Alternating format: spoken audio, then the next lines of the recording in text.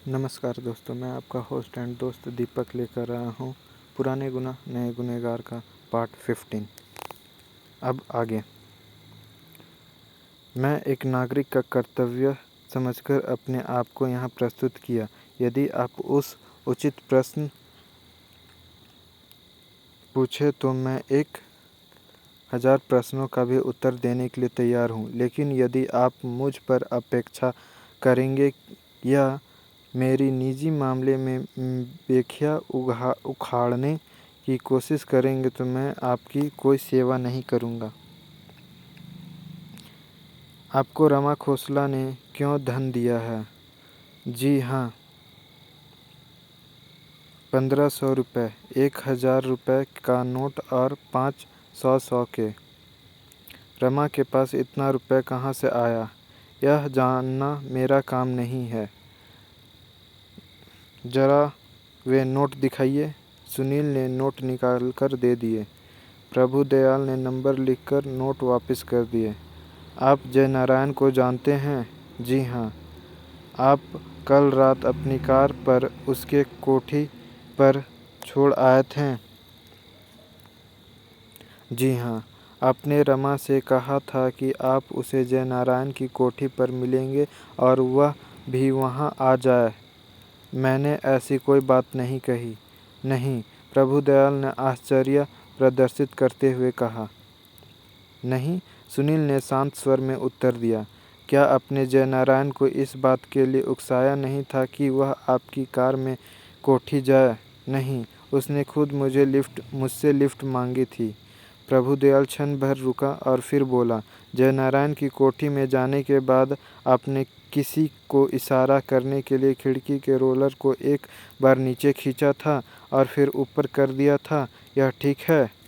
नहीं। आप इनकार करते हैं? प्रभुदयाल ने तीव्र स्वर में कहा। जी हाँ, इनकार करता हूँ। मैंने किसी को इशारा नहीं किया था। आप रमा को इशारा कर रहे थे। यह सत्य नहीं है। रमा को नहीं तो किसी और को? आप जरूर किसी को सिग्नल दे रहे थे। सुनील ने चुप रहना ही उचित समझा। मिस्टर सुनील, मैं आपसे फिर पूछता हूँ।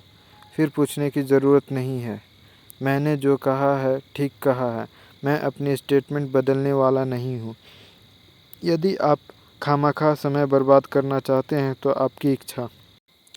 प्रभुदयाल क्षण भर कुर्सी पर कसमसाया। फिर उसने कोई कठिन बात कहने के लिए मुंह बनाया, लेकिन फिर संयत स्वर में बोला, जयनारायण की हत्या के समय किसी ने खिड़की का ड्रेप नीचे खींचा था और फिर ऊपर कर दिया था। हम इसे सिद्ध कर सकते हैं। तो किया कीजिए, मेरा इसमें क्या संबंध है? मैं कहता हूँ आपने खिड़की को ऊपर नीचे करके किसी को सिग्नल किया था। मैंने नहीं किया था। आप झूठ बोल रहे हैं। बस। सुनील झटके से कुर्सी से उठता हुआ बोला, बहुत हो चुका। मैं आपके किसी प्रश्न का उत्तर देने के लिए तैयार नहीं हूँ। आप शौक से यहाँ बैठिए, कहानियाँ कह सकते हैं। मैं जा रहा हूँ। अगर आप रोक सकते हैं तो रोक लीजिए। नमस्कार। प्रभुदयाल सुनील को खा जाने वाली नज़रों से घूरता ही रह गया था। सुनील बाहर आ गया। बाहर आकर वह चौंक गया। बाहर बेंच पर राकेश बैठा था। तुम्हें भी प्रभुदयाल ने बुलाया है? जी हाँ, और मेरे नाम अदालत से भी समन जारी किए हुए हैं। सुनील सशंक हो उठा। वह राकेश से भयभीत था, क्योंकि सुनील के कृत्यों का राकेश एक चश्मदीद गवाह था। वह राकेश से कई बातें करना चाहता था, लेकिन समय नहीं था, क्योंकि उसी समय एक सिपाही राकेश को भीतर लिवा ले गया। सुनील ने बेबसी से सिर हिलाया और अदालत पहुंच गया। लगभग 12 बजे उसकी पुकार हुई। वहां भी उससे लगभग वैसे ही प्रश्न पूछे गए थे जैसे प्रभुदयाल ने पूछे थे। सरकारी वकील ने भी उसने यह प्रश्न कई बार पूछा था कि क्या उसने किसी को इशारा करने के लिए खिड़की का ड्रेप नीचे ऊपर किया था, और उसे इस बात का हवाला भी दिया कि उसने अदालत में सत्य बोलने की सौगंध खाई है। लेकिन सुनील बराबर इनकार करता रहा। सुनील के बाद राकेश की पेशी थी, लेकिन वह वहाँ पर रुका नहीं। बाहर उसे एक दो रिपोर्टर ने टोका, लेकिन वह रुका नहीं। उसके अपने अखबार का अभी एक रिपोर्टर वहाँ मौजूद था। क्या मामला है भाई? उसने पूछा। इस बार तो फंस ही गए हैं बरखुरदार, सुनील ने कहा। लेकिन बात क्या है? आज तुम दफ्तर भी नहीं आए। मलिक साहब नाराज़ हो रहे थे। मलिक साहब ब्लास्ट के चीफ एडिटर थे और मलिक भी। देखो साहनी, सुनील ने व्यस्तता दिखाते हुए कहा, बात बताने की फुर्सत नहीं है। मलिक साहब से कह देना कि आज मैं नहीं आ सकूंगा। मैं इवनिंग एडिशन के लिए एक छोटी सी रिपोर्ट भेज दूंगा। बाकी डिटेल कल सुबह आ जाएगी। और अब तुम मेरा पीछा छोड़ो। जब वह अपने फ्लैट में पहुंचा तो 1 बज चुका था। प्रमिला का दरवाज़ा भी खुला था। पम्मी, उसने ताला खोलते हुए पुकारा। आई, प्रमिला की आवाज़ आई। कैसी गुजरी? प्रमिला ने कमरे में घुसते हुए पूछा। कोई खास बुरी नहीं, प्रभु दयाल से झड़प नहीं हुई है। खूब। और सुनील ने उसे सब कुछ बता दिया। तो तुम अदालत में सौगंध खाकर भी झूठ बोल आए? कैसे? तुम ही ने तो उन्हें कहा था कि तुमने किसी को इशारा करने के लिए खिड़की को ऊपर नीचे नहीं किया था। मैं अब भी कहता हूँ। तो फिर झूठ तो बोला तुमने। तुम भी प्रमिला बिल्कुल प्रभुदयाल और सरकारी वकीलों की ही ढंग से सोच रही हो। मैंने खिड़की को ऊपर नीचे ज़रूर किया था, लेकिन किसी को इशारा करने के लिए नहीं। अगर वे मुझसे यह प्रश्न पूछते कि तुमने खिड़की के ड्रैप को पहले नीचे और फिर ऊपर किया था, तो मुझे हाँ कहना ही पड़ता। तो फिर तुमने क्यों ड्रैप खींचा था? उसी समय दरवाजे पर रमाकांत का स्वर सुनाई दिया। सुनील, उसने समीप आकर कहा। आज बहुत खबरें हैं तुम्हारे लिए। जल्दी बोलो। सुनील ने आंखें खोले बिना ही कहा। मेरा दिल डूबा जा रहा है। राकेश को प्रभुदयाल ने पुलिस स्टेशन बुलाया था। उसने क्या कहा है?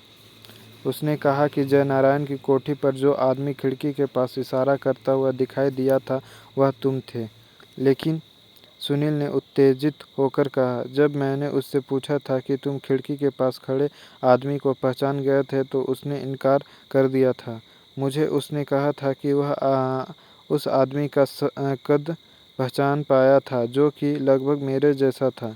जब बात ताज़ी थी और मैं उसके सामने खड़ा था, तब तो वह मुझे पहचान नहीं पाया, और वह दावा करता है कि उसने खिड़की पर मुझे देखा था। कैसा आदमी है वह? वह कहता है कि तुम्हारे प्रभाव में आ गया था और उस समय इस बात का महत्व भी मालूम नहीं था। यह तो उसे तब सूझा था जब उसे मालूम हुआ था कि लगभग उसी समय जयनारायण की हत्या हुई थी। सुनील चुप बैठा रहा। लेकिन रमाकांत ने कहा, इसमें घबराने की क्या बात है? जब तुम जयनारायण की कोठी में गए थे तो जयनारायण जीवित था ना? हाँ।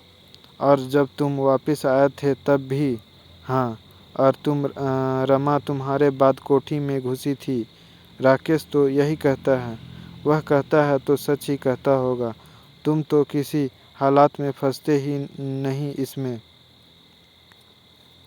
लेकिन रमा तो मुश्किल में पड़ जाएगी। अगर पुलिस मेरे बयान को सत्य मान ले तो रमा की गर्दन बचाना कठिन हो जाएगा, और मैं उसके लिए कुछ भी नहीं कर सकूँगा। क्यों? क्योंकि जिस ढंग से घटनाएं घटित हुई है, उससे तो यही मालूम होता है कि यदि हत्या मैंने नहीं की है तो रमा ने की है। अगर रमा यह कहती है कि जब मैं कोठी में घुसी थी तो जयनारायण मरा पड़ा था, तो मुसीबत मेरे गले आ पड़ती है। और यदि यह कहे कि उसकी मौजूदगी में जयनारायण जिंदा था, तो फिर उसने मारा होगा उसे। अगर वह दूसरी बात कहती है तो उसे यह बताना पड़ेगा कि वह खिड़की के रास्ते कोठी में क्यों घुसी और फिर सामने के दरवाजे से भागती हुई क्यों निकली। और पहली बात करती है तो मैं फंस जाऊंगा। लेकिन रमा भला जयनारायण की हत्या क्यों करेगी?